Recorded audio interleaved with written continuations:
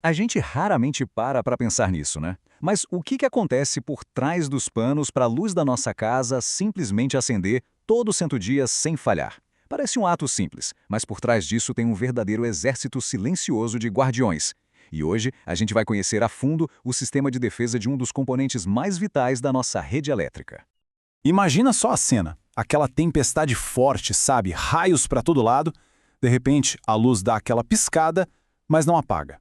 O que exatamente impediu um blackout? É esse o mistério que a gente vai desvendar hoje, mergulhando no coração do sistema que protege a gente quando a rede elétrica está sob ataque. Bom, vamos começar conhecendo o nosso protagonista. Pensa no transformador como se fosse um guardião silencioso aí da sua rua. Ele trabalha sem parar, 24/7 para garantir que a energia chegue na medida certinha para a TV, para o videogame, para a geladeira, mas claro, como todo guardião que enfrenta perigos, ele também precisa de uma armadura. E para a gente não ficar só na teoria, vamos acompanhar a jornada de um transformador de verdade, o modelo de 1000 kVA que a gente tirou direto da nossa fonte de pesquisa. Ele vai ser o nosso herói do dia, e a gente vai ver bem de pertinho como ele encara os perigos da rede elétrica para manter tudo funcionando. E olha, toda grande história tem um vilão, certo? No nosso caso aqui, os vilões são invisíveis, mas são extremamente perigosos.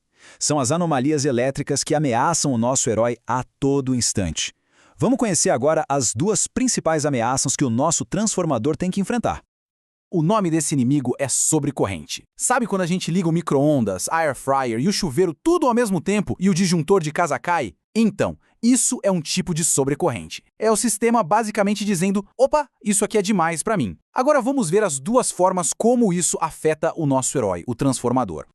Os dois tipos de ataques são bem diferentes, sabe? A sobrecarga é tipo uma panela de pressão. Vai esquentando aos pouquinhos, silenciosamente, até o ponto de explodir e causar um dano interno. Agora, o curto-circuito, nossa, ele é como um raio. Um golpe único, super rápido e devastador.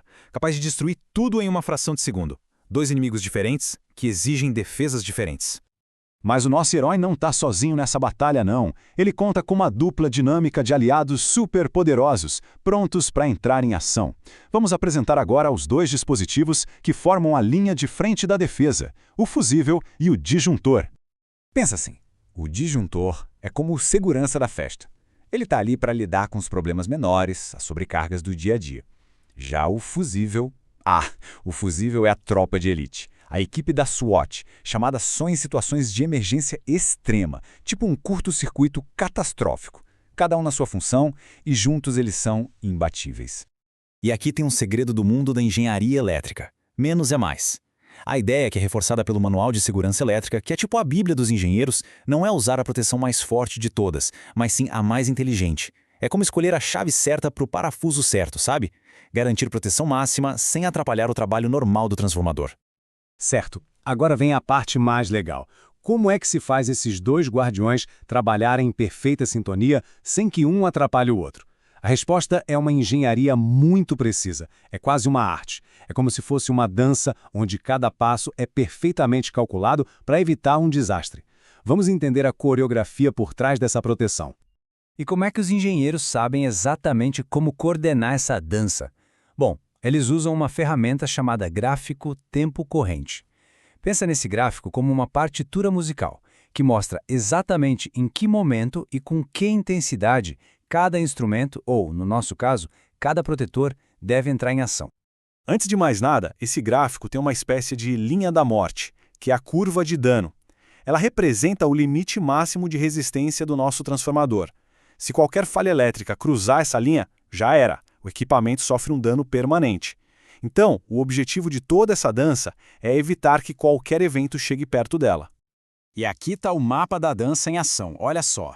A curva do disjuntor fica mais à esquerda, prontinha para entrar em cena nos problemas menores, as sobrecargas. A curva do fusível, por sua vez, fica mais à direita, esperando o momento certo para interceptar as ameaças gigantes, os curtos-circuitos. E ambos têm que ser inteligentes o bastante para ignorar aquele grito inicial de energia que o transformador dá quando liga, a tal da corrente de inrush. Tá, mas e se a ameaça for tão grande e tão rápida que ela aparece no radar dos dois protetores ao mesmo tempo? Isso pode acontecer sim.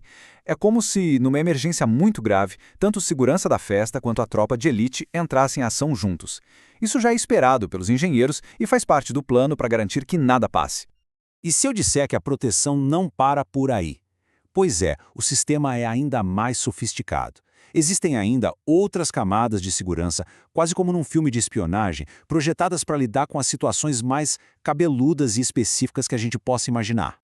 E se o problema for mais sorrateiro?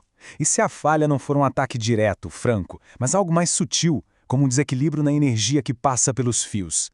Será que o nosso sistema de proteção está preparado para detectar esse tipo de ameaça disfarçada?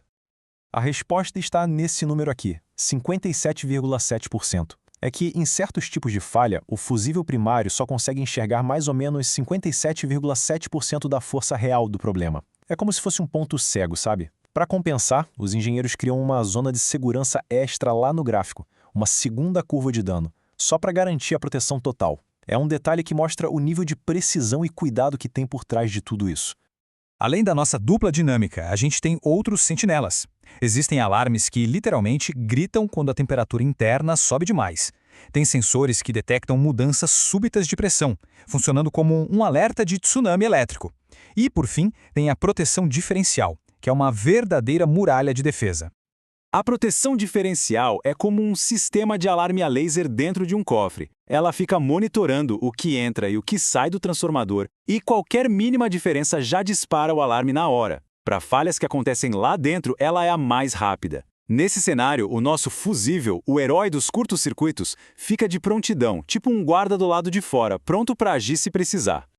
Depois de toda essa jornada pelo mundo da proteção elétrica, o que realmente importa é isso aqui: manter as luzes acesas.